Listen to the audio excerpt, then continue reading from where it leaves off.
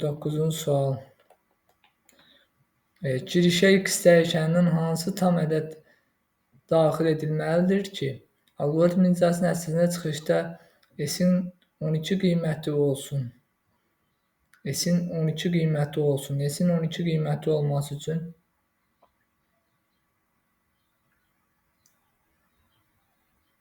burada x 6-ya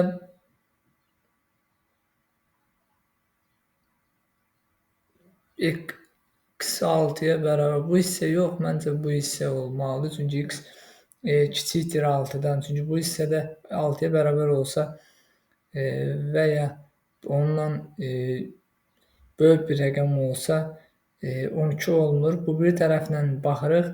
Həyə, yəni kiçikdir 6-dan. Neçə olsa, neçəni 3-ə vursa 12 eləyir, 4-ü. Ona görə x-in belə deyək,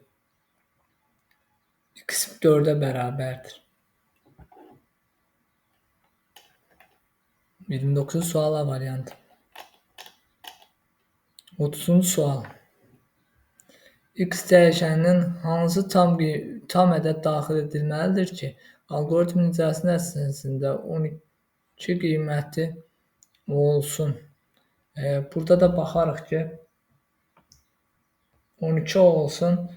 Məsələn, böyük olsa 6-nı 3-ə vurmaq 12 eləmir. Burada da kiçik olmağına gəlib baxır. Yəni kiçikdir, yoxa getməliyik. Yəni 5-dən böyük deyilə. Sonra da 5-ə bərabərdir. Bərabər olsa 25 olmalıdır.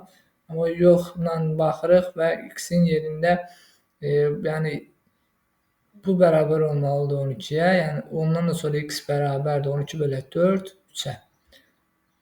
30-cu sualın cavabı D variantı 3.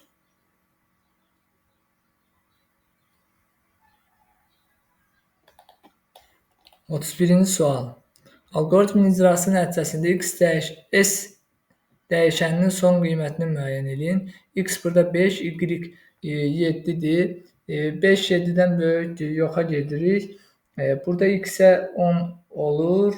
Z isə 12 üstə gələk 5, yəni 12 üstə gələk 3, 15 edir.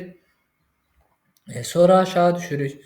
X-in qiyməti oldu 10, bərabərdir. 10 üstə gələk 7 üstə gələk 15, bu da bərabərdir. Burada 22, 32. 31-ci sualın da cavabı C variantı.